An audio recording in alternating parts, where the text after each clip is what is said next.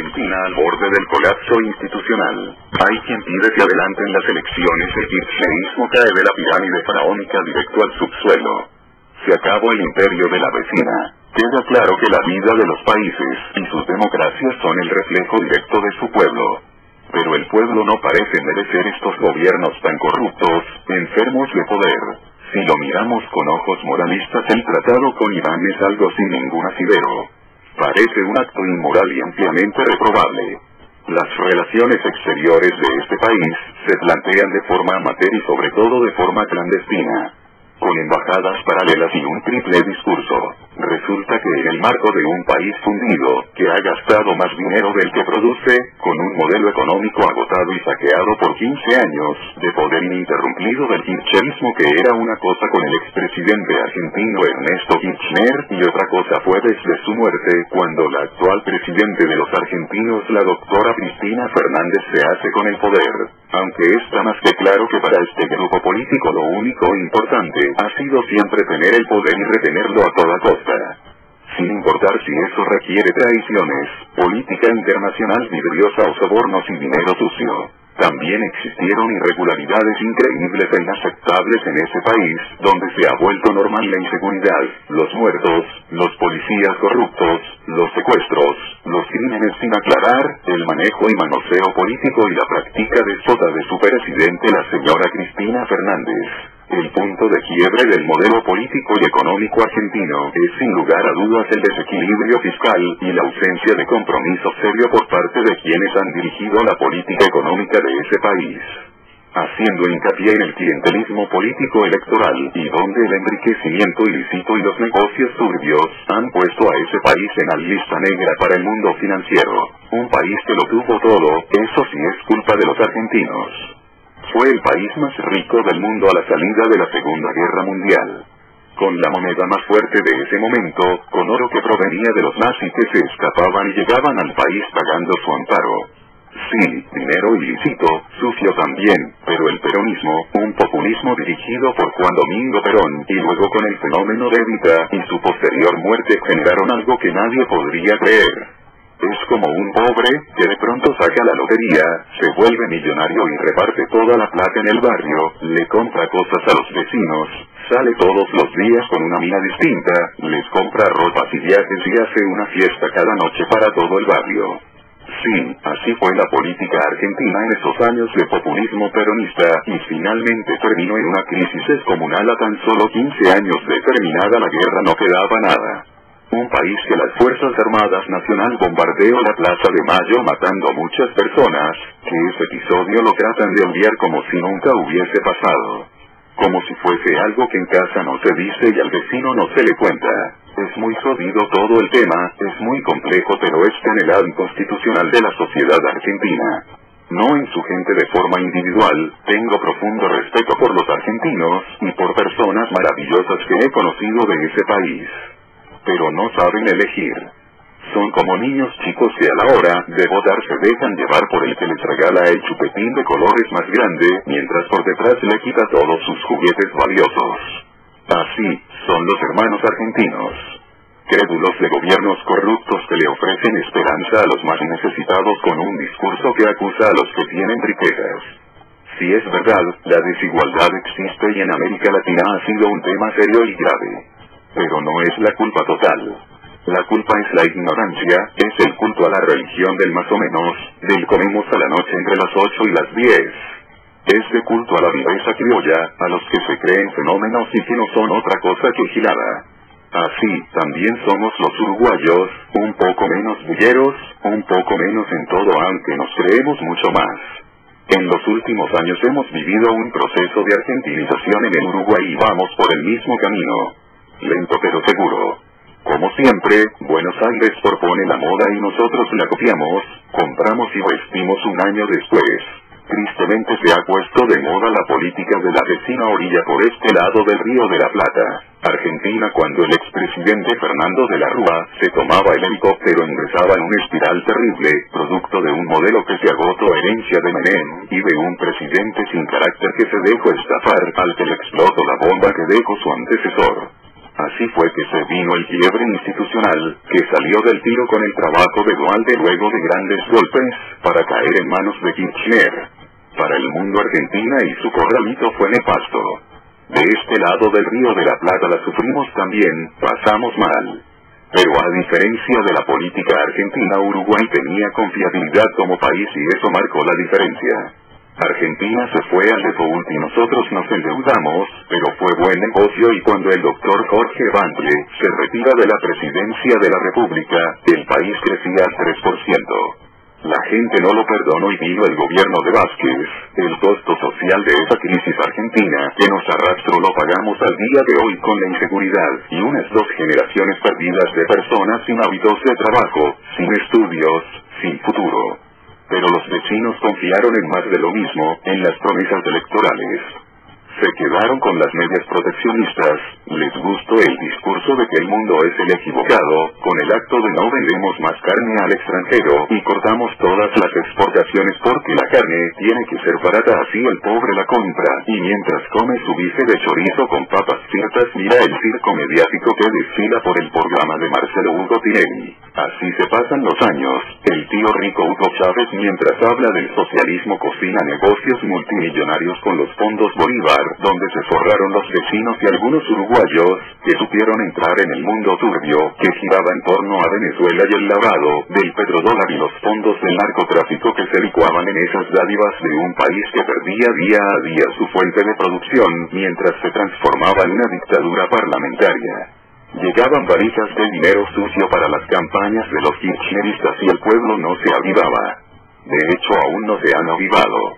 Se fraguaban ilícitos, se compraban manifestaciones donde las barras bravas se ponían al servicio de los actos del gobierno de los K, dando la idea y difundiendo que el pueblo estaba de su lado. Manejo cuasi hebeliano, y así con otras jugarretas se fueron quedando periodo tras periodo en el poder.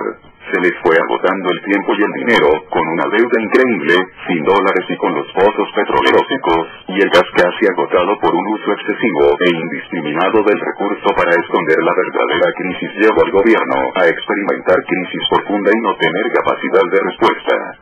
Sin crédito en el mundo, con juicios internacionales en su contra.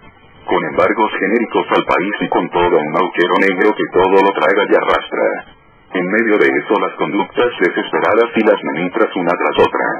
Los manejos de la inflación que se manipulaban para fijar los sueldos muy por debajo de la realidad y una serie de muertos misteriosos en torno al gobierno sin alcarar hasta hoy. Aclaro, en Uruguay concomitantemente pasaron esas cosas también. Los muertos por intereses no son solo argentinos, y no son solo por la actividad de los narcos que operan en la región. A estos se les imputan muertes, que vienen desde las esferas más altas del poder. Más de lo mismo palo filosófico y político. En medio de este clima, con unas elecciones que se vienen y habiendo sufrido un revés en los cambios de deuda y con bonos que no valen nada se emprenden negociaciones desesperadas. Una vez muerto Chávez, el tío rico del Mussolini tropical, como se le ha llamado, lleva a este gobierno corrupto y déspota a negociar con el enemigo.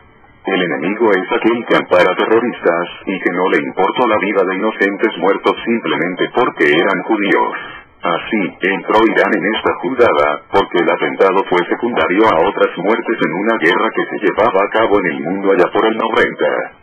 Al expresidente Carlos Saúl Menem le costó la vida de su hijo. Aunque esta teoría conspiratoria no se pudo probar nunca. Yabran también fue un misterio. Otro suicidio misterioso al igual que la muerte del periodista Cabezas. La chica de las preguntas de Harvard que incomodaron a la presidente, la mujer del traficante de armas, los Yoma y todos hechos sin resolver, turbios complejos. Esa es la historia reciente de la Argentina. En medio de esto se viene que Irán le debe a Argentina por el atentado de La Había y sus dirigentes que hoy están en el poder en ese país del Medio Oriente y no pueden proyectarse al mundo por los pedidos de captura internacional que recae sobre los presuntos terroristas involucrados en dicho atentado. Así es que desesperado el gobierno argentino se arrastra y negocia la impunidad con Irán para que desaparezcan los pedidos de captura y la famosa lista roja. Eso es el memorándum urgente que firmó Timerman en cargo de la presidente Cristina Fernández. Hasta allí el tema es muy grave, es corrupción y muchas cosas más, pero todo esto puede solo quedar en el marco de una negociación. Turbia y oscura, pero si se mira con un concepto utilitarista parecería un negocio más. Ahora, se complica la cosa cuando se pretende acusar a inocentes de estar detrás de ese atentado con pistas falsas y con intromisión y manipulación flagrante del accionar de la justicia. Eso por sí solo es gravísimo y no se puede aceptar en un país democrático.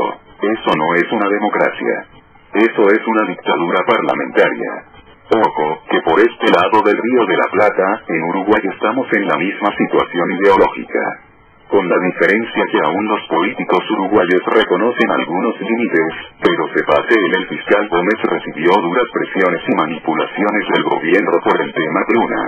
Al mismo tiempo sucede una manipulación de la ley la cual se aplica retroactiva y se liberan a los imputados en la causa que el fiscal Gómez llevó delante. Y al bando de fiscales el tema del momento y lo que tiene a la República Argentina al borde de un quiebre institucional. ¿Qué es lo que se avisora por estos momentos según algunos rumores que se corran por detrás de escena? Así es que Argentina hoy se fala porque su presidente está en una crisis de nervios, y esa es la razón por la cual no ha salido en público. Es que se le ha caído todo su gobierno, y su gabinete hace agua por todos lados. Sin lugar a dudas la muerte del fiscal Nisman es el catalizador y disparador de la profunda crisis económica y política de ese país que se expresa, y que el pueblo hoy se desayuna pasmado ante tanto acto de esa democracia. El fiscal está muerto, sus secretos se difunden a cada instante, lo hizo para salvarse pero no le dio el tiempo. Se presume un suicidio que no entra, con pruebas y pericias que son desprolijas, con un juez con miedo y un poco que presiona. En realidad esto es un golpe técnico y el gobierno está totalmente acéfalo. La presidenta realmente no está en sus funciones porque la crisis le ha descompuesto y su estado de salud no es pertinente para afrontar las cámaras de televisión, ni las preguntas de los periodistas, y las demandas de explicaciones de su pueblo. Hoy no se sabe si al fiscal Nisman lo mataron los iraníes, una célula terrorista, si fue el gobierno, si fue el Gordo Gelia, si fue su guardia o si fue el servicio de inteligencia para no dejar cabos sueltos. El tema es que por ajustar un clavo se les cayó el pecho.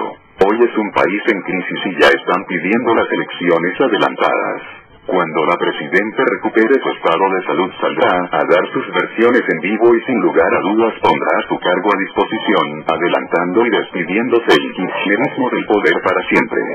Agotando su línea en 15 años, y llevando al país a una quiebra institucional. Ojalá con la siguiente ola de calor no empiecen los apagones porque de ser así, se viene una guerra civil y más muertos en ese país dividido. A mí tanto me gusta la Argentina, tantas veces he pensado irme a vivir a Buenos Aires, esa ciudad que me encanta, que si la cuidaran sería una belleza, son sus cafés, sus esquinas de tango, su gente.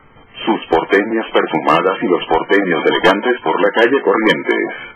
Solo le falta a Rambla como la que tenemos en Montevideo y sería de los lugares más lindos del mundo.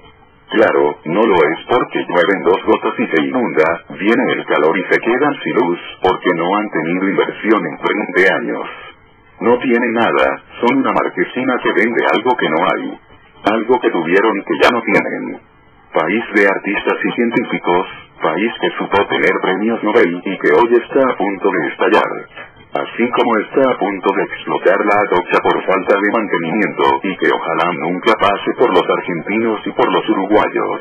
Por último, qué feo lo de Víctor Hugo Morales, que me da vergüenza que a cada rato lo mencionen y digan el uruguayo. Alcahuete del poder de las dictaduras democráticas que se enquistaron en América Latina desde el 2000 hasta hoy. Así veo yo la cosa por estos momentos. Está largo, lo sé, es complicado pero es necesario.